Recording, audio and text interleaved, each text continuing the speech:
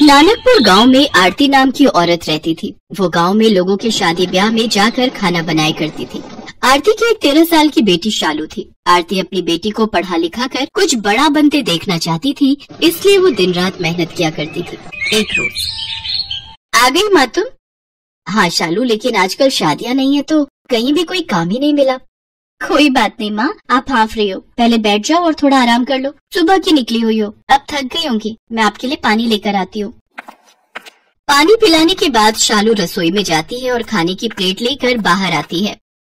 भूल जाओगे सारे गम जब खाओगे शालू के हाथों के अंडा चावल। खाना देख आरती गुस्से में आ जाती है। क्या चाहती है तू शालू? इस घर में एक और नौकर? मैं पैसे जोड़ती हूँ कि तुझे ग्रेजुएट बना सकूं, लेकिन एक तू है कि जिसके हाथों से करची बेलन छूटने का नाम ही नहीं ले रहा। क्या हुआ माँ? तुझसे कितनी बार कहा है कि तू बस अपनी पढ़ाई पर ध्यान दे, घर के ये सब काम रहने दिया कर। सॉरी माँ, मुझे लगा आप थकी होंगी तो आज मैं ही खाना बना कर रख दूं। मेरी बच्ची अपनी माँ का कितना ख्याल रखती है। चल अब जल्दी से खाना खा लेते हैं। अगली सुबह आरती शालू से कहती है, अरे शालू, आज तुम्हारे स्कूल की छुट्टी है ना, तो तुम घर पर ही रहना और घर का ख्याल रखना। ठीक है माँ, लेकिन तुम कहाँ जा रही हो? आज फिर काम ढूंढने जाती हूँ, शायद कहीं खाना बनाने का कोई काम मिल जाए। ये कहकर आरती काम की तलाश में निकल जाती है। ये सब क्या हो रहा है और क्यों? अब बस बहुत हुआ। जरूरी नहीं कि पढ़ लिख कर ही बड़ा आदमी बना जाए। अब मैं अपना खाना बनाने के शौक को ही अपना काम बनाऊंगी और खूब नाम कमाऊंगी। मेरी मजबूरी ही अब मुझे मुकम्मल करेगी। शाम को जब आरती फिर खाली हाथ घर आती है तो शालू अपनी माँ से कहती है, माँ, आपने जो मेरी शादी के लिए थोड़े पैसे जोड़ कर रखे हैं, क्यों ना हम उन पैसों से एक ढाबा शुरू करें? आप भी कब तक क्यों लोगों के घरों में जाकर खाना बनाने का काम करती रहेंगी? जो मेहनत हम दूसरों के लिए करते हैं वो मेहनत हम क्यों ना खुद के लिए करें? हम दोनों मिलकर उसको एक मुकाम तक लेकर जाएंगे। एक छोटी सी दुकान को बड़े से होटल में बदलना है मुझे। ना बाबा ना, लोग क्या कहेंगे कि बेटी के पैसों को खाकर ढाबा खोला इसने। मैं तो कहीं मुंह दिखाने लायक नहीं रहूंगी, और गांव में तो वैसे भी 2 ढाबे वाले हैं ही, फिर लोग अपने ढाबे पर ही क्यों आएंगे? माँ, तू समाज और लोगों के बारे में कितना सोचती है। लोग हमें खाने को नहीं दे रहे हैं, और रही उन 2 ढाबों की बात, तो उनको दाल चावल के अलावा बनाना ही क्या आता है? हम अपने हाथों के हुनर से इतना लाजवाब और स्वादिष्ट खाना बनाएंगे कि सबका मन जीत लेंगे, और फिर तुम देखना सब ग्राहक अपने ही ढाबे पर आएंगे खाने। हाँ हाँ ठीक है, पर तू साथ में अपनी पढ़ाई पर भी ध्यान देना। आरती शालू की शादी के लिए जमा रुपयों से एक ढाबा खरीद लेती है। शालू बेटा, हम लोगों ने अपनी जमा पूंजी लगाकर ये ढाबा खरीद तो लिया, पर अब हम इसमें ऐसा क्या बनाकर बेचेंगे कि हमारे ग्राहक बन जाए? माँ, अंडा चावल, और क्या? प्रोटीन से भरा अंडा चावल सबको गर्म रखेगा, और साथ में रायता और गुलाब जामुन बिल्कुल मुफ्त। शालू और आरती सब ग्राहकों को अंडा चावल के साथ पीने के लिए बूंदी रायता और मीठे में गुलाब जामुन परोसती है। सबको उनके हाथ का खाना बहुत पसंद आता है, और वो भी इतने कम दाम में। सचमुच शालू बेटा, तेरे हाथों में तो साक्षात माँ अन्नपूर्णा का वास है। भाई वाह, क्या स्वाद है तेरे हाथों में, वाह। हाँ आरती बहन, तू तो बड़ी ही भाग्यशाली है जो इतनी होनहार बेटी तुझे मिली है। धीरे धीरे गांव भर में उनका ढाबा बहुत मशहूर हो जाता है, और उनके यहाँ ग्राहकों की भीड़ लगनी शुरू हो जाती है। शालू और आरती की दुकान अब काफी अच्छे से चलने लग जाती है, जिससे दूसरे ढाबे वाले उससे चलने लगते हैं। उसकी सफलता देख बगल के ढाबे वाला मंगतराम कहता है, इन माँ बेटी ने मिलकर हमारे काम की वाट लगा रखी है। लगता है इन दोनों को मजा चखाना ही पड़ेगा। अगले दिन मंगतराम ने अपने 2 गुंडों जग्गू और कालू को शालू के ढाबे पर भेज दिया, जहां पहुंचकर वो दोनों शालू की माँ आरती से बदतमीजी करने लगते हैं और कहते हैं, अरे सुनो छमिया है, अगर तूने जल्द से जल्द इस ढाबे को बंद नहीं किया ना तो इसका अंजाम बहुत बुरा होगा बे। ये सब क्या बेकार की हरकत है? मालिक का कहना है कि ये ढाबा तुम जल्द बंद कर दो, समझे? नहीं तो आगे का अंजाम तो तुम दोनों जानते ही हो। अपनी ये धमकी किसी और को जाकर देना, वरना एक ऐसा थप्पड़ पड़ेगा न जग्गू। और कालू कौन है? ये कोई पहचान भी नहीं पाएगा। रुको, अभी पुलिस को फोन लगाकर तुम दोनों की हेकड़ी निकालती हो। चल चल कालू, ये लड़की नहीं सचमुच में आफत की पुड़िया है। क्यों तू इन गुंडों से उलझती है? अगर इन्हें इनकी सही जगह ना दिखाओ ना माँ, तो ये सिर पर चढ़ जाते हैं। जग्गू और कालू ये सारी बात जाकर मंगत राम को बताते हैं, पर मंगत राम आखिर कहाँ शांत बैठने वाला था। उसे एक चाल सूझती है और वो कुछ अंडे के आकार के पत्थर लेता है और उन्हें सफेद रंग से पेंट कर देता है और फिर आधी रात को जाकर शालू के ढाबे में अंडों की जगह उन्हें रख देता है। अगले दिन जब आरती और शालू अंडा चावल बनाने की तैयारी कर रही होती है, तभी शालू की नजर उन अंडों पर जाती है। ये कैसे अंडे हैं जो इतने भारी हैं? अरे इसमें से तो रंग निकल रहा है। ये क्या? ये तो पत्थर है मम्मी। ये जरूर उस मंगत का काम होगा। वो तो अच्छा है कि तू बिना जांचे परखे कोई काम नहीं करती, वरना जाने क्या होता आज। अब तो हद ही हो गई मम्मी। अब आज रात को अपने इस ढाबे की रखवाली मैं खुद करूंगी और उस मंगत राम का ढाबा तो मैं बंद करवाऊंगी। उधर मंगत राम कब से किसी हलचल के इंतजार में बैठा था। ये अभी तक उनके ढाबे में कोई हंगामा क्यों नहीं हुआ? लगता है अंडे ठीक से अभी उबले नहीं। तभी मंगत राम शालू के ढाबे पर जाकर देखता है कि सभी लोग आराम से खाना खा रहे होते हैं। वो छुपते छुपाते ग्राहक से पूछता है, तुम्हें यहाँ का खाना कैसा लगा? क्या कुछ अजीब नहीं है क्या? अरे नहीं भाई, ये खाना तो बल्कि बहुत स्वादिष्ट है। आहा, अब ऐसा कैसे हो सकता है? लगता है तरकीब फेल हो गई। कोई नहीं, आज कोई नई तरकीब आजमाऊंगा। शाम को मंगत राम सफेद कंकड़ लेकर शालू के ढाबे में जाता है। आज तो ये सफेद कंकड़ चावल में मिला दूंगा, फिर देखता हूँ कैसे चलता है इन माँ बेटी का ढाबा। वहीं शालू और आरती छुपकर ये सब देख रही होती हैं। वो जैसे ही चावल में कंकड़ मिलाने लगता है तो शालू और आरती उसे रंगे हाथ पकड़ लेती है। साथ ही शालू इस सारी हरकत को अपने फोन में रिकॉर्ड कर लेती है और पुलिस को फोन कर उसे वहाँ बुला लेती है।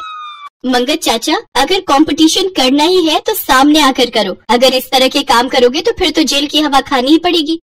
इसके बाद शालू और आरती अगले दिन से फिर से अपने काम धंधों में लग जाते हैं। कुछ दिनों बाद उनके गांव में एक फूड कंपटीशन होता है, जिसमें जीतने वाले को 5 लाख इनाम देने की घोषणा होती है।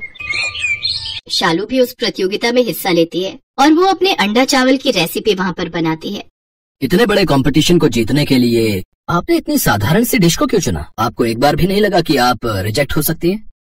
नहीं साहब, ये अंडा चावल ही मेरा घर चलाता है और इसकी वजह से ही मेरा ढाबा गांव भर में फेमस है, इसलिए मैंने यही बनाना उचित समझा। जजेस जब वो अंडा चावल टेस्ट करते हैं तो उन्हें खाकर हैरान रह जाते हैं। उन्होंने जिसे बहुत साधारण डिश समझा था वो बहुत ही लाजवाब होती है।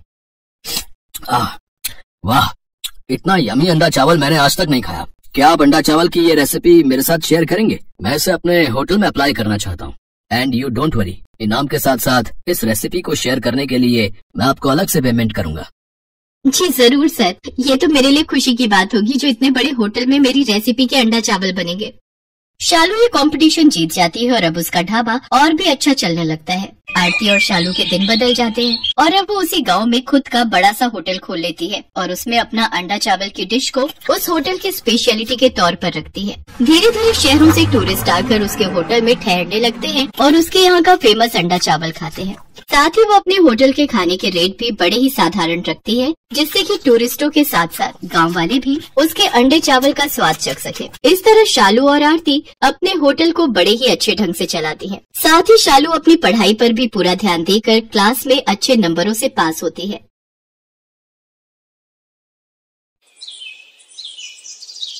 मान्या एक बड़े होटल में शेफ थी और बहुत ही बढ़िया बढ़िया तरह के खाने बनाने में माहिर थी। होटल वाले भी मान्या के काम को बहुत पसंद करते थे। मान्या, तुम्हारी बनाई रेसिपी हमारे कस्टमर्स को बहुत पसंद आ रही है। तुम ऐसे ही नई नई डिश ट्राई करती रहा करो। बाकी ये लो तुम्हारी इस महीने की तनख्वाह। Thank you sir. आज सैलरी मिली है, क्यों ना माँ के लिए एक नई शॉल खरीद लूं। ठंड का मौसम भी आने वाला है और राहुल भी बहुत समय से नया बैट खरीदने के लिए कह रहा था। उसका जन्मदिन भी आने वाला है, उसके लिए एक बैट खरीद लेती हूँ। मान्या अपनी माँ के लिए शॉल और अपने छोटे भाई के लिए एक बैट खरीद कर घर पहुँचती है। अरे वाह दीदी, नया बैट! आज मैं इसी बैट से क्रिकेट खेलूंगा। मान्या बेटा, तुझे सैलरी मिलती है, तू हमारे लिए इतना कुछ ले आती है, अपने लिए भी कभी कुछ खरीद लिया कर बेटा। माँ, आप दोनों के लिए खरीद लेती हूँ तो समझो मुझे उसी में दुनिया की खुशी मिल जाती है। मान्या सबके बारे में कितना सोचती है। हे भगवान, मेरी बच्ची को सदैव सफलता मिलती रहे। आपका आशीर्वाद मेरी बच्ची पर सदैव बना रहे। मेरी बच्ची ने बचपन में बहुत दुख देखे हैं। अपने पिता के जाने के बाद सारी जिम्मेदारी इसी ने संभाली। मान्या इसी तरह से मेहनत से होटल में काम कर रही थी। मोनिका नाम की एक लड़की भी उसी होटल में वेटर की नौकरी करती थी। वो भी मान्या के बनाए खाने की बहुत तारीफ करती थी। मान्या यार, बहुत दिनों से तुम्हारे हाथ की पाव भाजी नहीं खाई। अरे तो कल छुट्टी है, कल मैं तेरे लिए स्पेशल पाव भाजी बनाऊंगी, तू कल घर आ जा। चल पक्का, कल शाम की पार्टी तेरे घर। अच्छा तुझे पता है, होटल में पूर्वी नाम की एक नई लड़की आई है। इससे पहले वो विदेश के किसी बड़े होटल में शेफ की नौकरी करती थी। बड़ी मॉडर्न टाइप की है। पता नहीं कितने लोग यहाँ पर शेफ की नौकरी के लिए आते हैं। आने दो, कोई बात नहीं, वो भी हमारी तरह ही काम के लिए आई होगी। वो तो बात ठीक है, पर मैनेजर साहब भी उसकी बहुत तारीफ कर रहे थे। विदेश के होटल में पहले काम किया हुआ है, इसीलिए वो ज्यादा ही इतरा कर बात कर रही है। मोनिका अभी मान्या से बात कर ही रही थी, तभी होटल का मालिक एक लड़की को लेकर आता है। मान्या, ये पूर्वी है, आज से ये तुम्हारे साथ ही शेफ का काम करेगी। पूर्वी, तुम एक बार होटल की रसोई देख लो, कोई कमी लगे तो बता देना। और मैं जानता हूँ तुमने तो पहले ही इतने बड़े होटल में शेफ की नौकरी की हुई है, तो तुम्हें समझाने की जरूरत नहीं पड़ेगी। तुम्हें तो पता ही होगा कि कस्टमर्स किस तरह का खाना पसंद करते हैं। आप चिंता मत कीजिए सर, अब मैं आपके होटल में आ गई हूँ ना, अब देखना आपके होटल में कस्टमर्स की भीड़ लगी रही। पूर्वी मान्या के साथ काम पर लग जाती है, पर पूर्वी बहुत ही चालाक लड़की थी। सारा काम मान्या करती थी, पर जैसे ही मैनेजर सामने पड़ता, पूर्वी झट से काम का दिखावा करने लगती। पूर्वी काम को लेकर अक्सर लापरवाही दिखाती थी। ऐसे ही एक दिन, पूर्वी ये ऑर्डर रेडी करना है और ध्यान रहे ये खाना बिना मिर्ची का बनाना है। एक सेकंड, मेरा जरूरी कॉल आ रहा है, बाकी तुम चिंता मत करो, मैं ध्यान रखूंगी। अरे मान्या, जरा ये 2 ऑर्डर रेडी करने हैं, मिर्ची ज्यादा रखना, मैं जरा एक कॉल अटेंड करके आ रही हूँ। खाने में मिर्च होने से और वो भी ज्यादा मिर्च खाकर कस्टमर्स गुस्से में आ जाते हैं। ये इतनी बड़ी गलती कैसे हुई मोनिका? मैंने तुम्हें कहा था कि इस ऑर्डर में मिर्ची नहीं डालनी है। सर मैंने तो पूर्वी को बोल दिया था, पर उसने ऐसी गलती क्यों की मुझे नहीं पता। सर आपको पता है, मेरे एक विदेशी फ्रेंड हमारे होटल में मेहमान बनकर आ रहे हैं, इसलिए मैं उनसे फोन पर बात कर रही थी। मैंने मान्या को बोल दिया था इस खाने में मिर्च नहीं डालनी है, फिर उसने मेरी बात को अनसुना कैसे करती है मुझे नहीं पता। मान्या, मैं तुम्हें अभी इसी वक्त नौकरी से निकाल रहा हूँ, कल से आने की कोई जरूरत नहीं है। सर जहाँ झूठ पर विश्वास किया जाता हो, वहाँ मैं खुद नौकरी नहीं करना चाहती। Thank you. मान्या उदास मन से घर आ जाती है और सारी बात अपनी माँ को बताती है। तूने बिल्कुल ठीक किया बेटा, जहाँ इज्जत ना हो ऐसी जगह पर नौकरी करने की कोई जरूरत नहीं है। नमस्ते आंटी जी, मान्या कैसी? अरे मोनिका, तू आज जॉब पर नहीं गई? तुझे पता है मेरा भी उस होटल में तेरे बिना दिल नहीं लग रहा था, इसलिए मैंने वो जॉब छोड़ दी। मोनिका, तूने मेरी खातिर जॉब छोड़ दी? पर मोनिका, अरे कोई बात नहीं, वैसे भी वो जॉब करते करते मैं तंग आ गई थी, अब कुछ दिन का ब्रेक लेकर फिर कोई काम ढूंढूंगी। चल आज फिर मैं तुझे अपने हाथ की पाव भाजी खिलाती हूँ, उस दिन भी तू आ नहीं पाई थी। मैंने एक नया काला मसाला बनाया है, आज पाव भाजी में वही डालूंगी। इसका मतलब आज तो मुझे काली पाव भाजी खिलाने वाली है। हाँ यही समझ ले, काले मसाले की बनी काली पाव भाजी। मान्या, काली पाव भाजी तो बहुत ही स्वादिष्ट बनी है। मान्या तो सचमुच बेस्ट शेफ है। इस पाव भाजी को खाकर मेरे दिमाग में एक आइडिया आया है, क्यों ना तू काली पाव भाजी का ठेला शुरू कर दे। क्यों ना दोनों मिलकर शुरू करते हैं, आधे पैसे मैं लगाऊंगी, बाकी के आधे पैसे तू लगा ले, दोनों पार्टनरशिप में काम करेंगे। क्यों आंटी जी, सही कह रही हो ना? आइडिया तो अच्छा है। मान्या तुम बताओ बेटा। माँ, अगर आप दोनों को ये सही लग रहा है तो ठीक है। मोनिका, हम दोनों मिलकर काली पाव भाजी का ठेला शुरू करते हैं।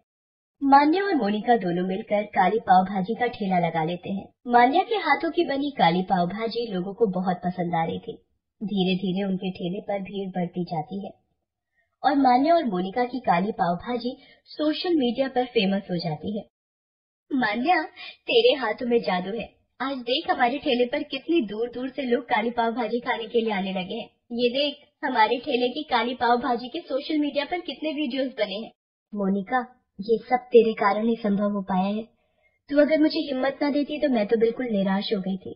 मान्या, ये तेरा हुनर है जो तुझे यहाँ तक लाया है। अच्छा सुन, मैंने वो तुझे बताया था ना, होटल खोलने के लिए एक अच्छी जगह मिल गई है, आज ही देखने चलते हैं। मान्या के खाना बनाने का हुनर और मोनिका की दोस्ती दोनों जब आपस में मिल गए तो उन दोनों ने अपने काम में सफलता हासिल की और कुछ समय बाद उन्होंने अच्छे पैसे कमाकर एक बड़ा होटल खोल लिया, जिसमें सबसे स्पेशल डिश थी काली पाव भाजी। Thanks for watching. तो बच्चों, उम्मीद करते हैं आपको ये कहानी पसंद आई होगी। अगर आपने हमारे चैनल को अभी भी सब्सक्राइब नहीं किया है तो चैनल को सब्सक्राइब करें, बेल आइकन पे क्लिक करें, जिससे हमारी आने वाली वीडियो सबसे पहले आपको मिल सके। तो मिलते हैं ऐसे ही नई कहानी के साथ नेक्स्ट वीडियो में। आप सभी को बाय बाय।